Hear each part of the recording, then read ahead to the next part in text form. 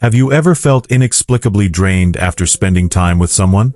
As if an invisible force has siphoned your energy, leaving you depleted and questioning your own vitality? It's a chilling sensation, isn't it? This isn't mere social fatigue. It's something far more insidious, a subtle but devastating encounter with what we've come to call an emotional vampire. These individuals, often masked by charm or neediness, possess a profound, unconscious ability to feed off the emotional reserves of others.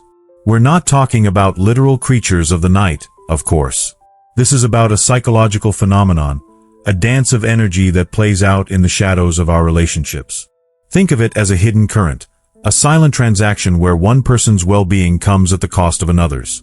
Have you ever noticed how some people seem to thrive on drama, constantly stirring the pot and then basking in the ensuing chaos? Or perhaps you know someone who consistently seeks validation, their neediness an insatiable black hole that sucks in all the attention and support you can offer, only to leave you feeling empty and unappreciated. These are often the hallmarks of an emotional vampire.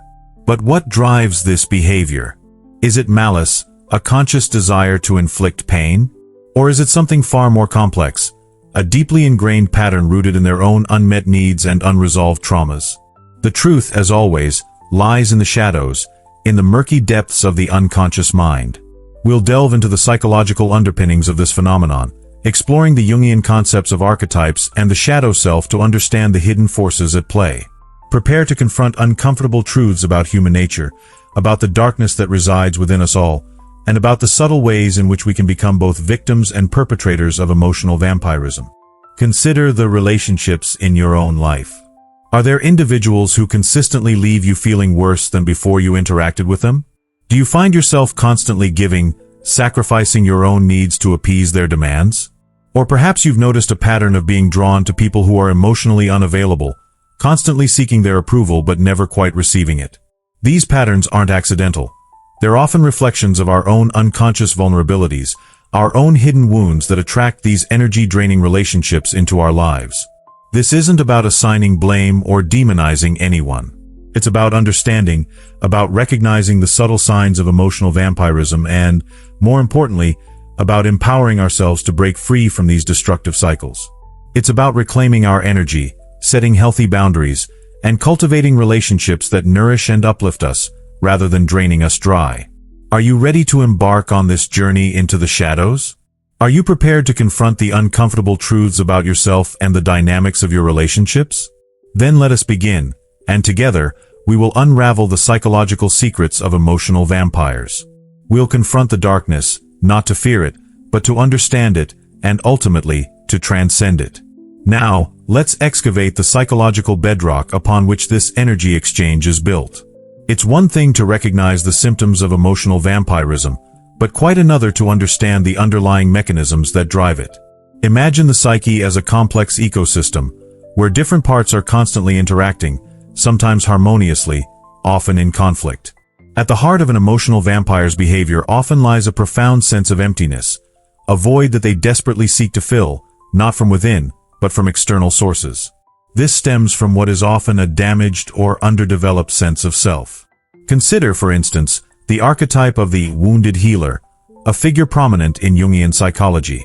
This archetype represents individuals who, having experienced deep personal pain, are driven to help others, often unconsciously seeking to heal their own wounds in the process. While this can manifest as genuine compassion and empathy, it can also take a darker turn when the individual's own wounds remain unaddressed. They may become overly invested in the problems of others, using their help as a way to avoid confronting their own inner turmoil. This isn't necessarily a conscious manipulation, but rather a subconscious strategy for self-preservation.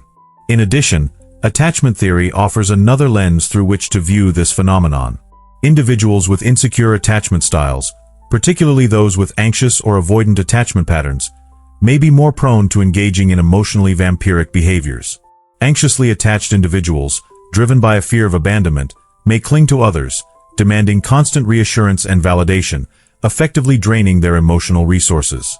Conversely, avoidantly attached individuals may create emotional distance, using subtle forms of manipulation to keep others at bay while still extracting attention and admiration. Another crucial layer is the concept of projective identification, a psychological defense mechanism in which individuals unconsciously attribute their own unacceptable feelings or traits to another person. For example, an emotional vampire who is deeply insecure may project their insecurity onto their partner, constantly criticizing their appearance or abilities, thereby temporarily alleviating their own feelings of inadequacy.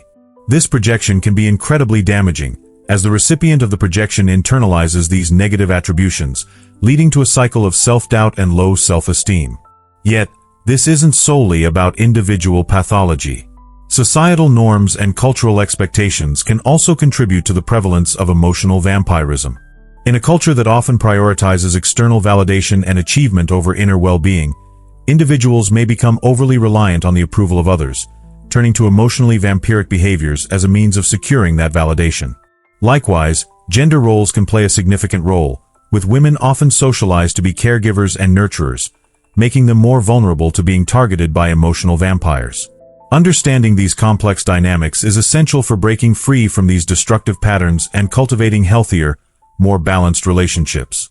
Reflecting on this journey so far, a certain tapestry begins to emerge, woven with threads of unconscious need, projected shadows, and the subtle dance of energy within our relationships. It's a complex picture, isn't it? Far removed from simple labels or blame, it reveals a landscape where both the emotional vampire and their target are often caught in patterns of unmet longing and distorted self-perception. The key, it seems, lies not in identifying villains, but in understanding the systemic nature of these interactions, the way in which individual vulnerabilities can intertwine to create a dynamic that is ultimately detrimental to both parties. Consider it like a garden overgrown with weeds. Simply pulling out the weeds one by one offers only temporary relief. The roots remain, hidden beneath the surface, ready to sprout anew. True transformation requires tending to the soil itself, addressing the underlying conditions that allowed the weeds to thrive in the first place. Similarly, in our relationships, focusing solely on the outward behaviors of emotional vampirism is insufficient.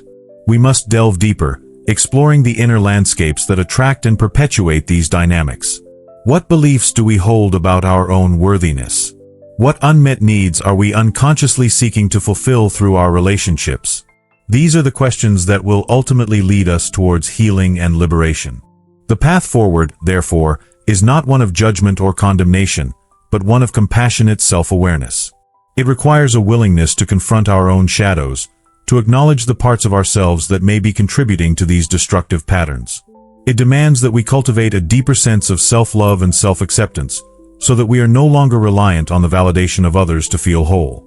And it necessitates the establishment of healthy boundaries, not as a means of shutting others out, but as a way of protecting our own energy and creating space for relationships that are truly nourishing and reciprocal.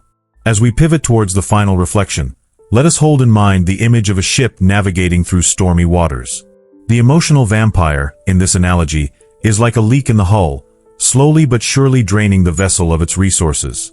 While it may be tempting to simply patch the leak, a more sustainable solution involves addressing the underlying structural weaknesses that allowed the leak to occur in the first place.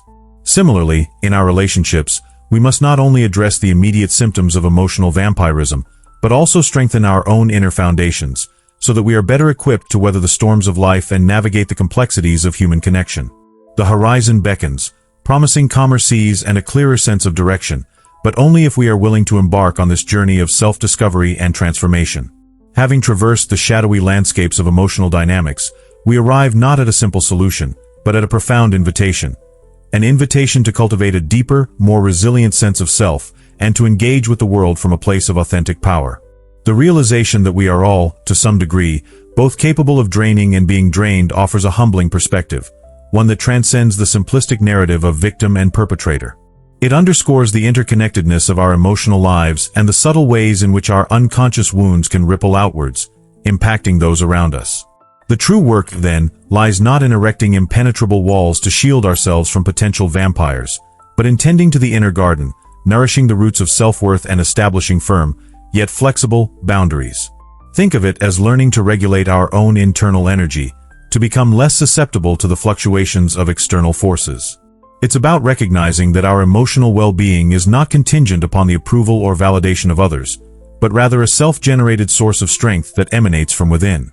This is not to advocate for isolation or emotional detachment, but rather for a conscious and discerning approach to connection, one that prioritizes reciprocity, respect, and mutual growth. Ultimately, the dance of emotional energy is a reflection of our own inner state. When we are grounded in self-love and secure in our own worth, we become less vulnerable to those who seek to drain us, and more capable of attracting relationships that are genuinely supportive and uplifting.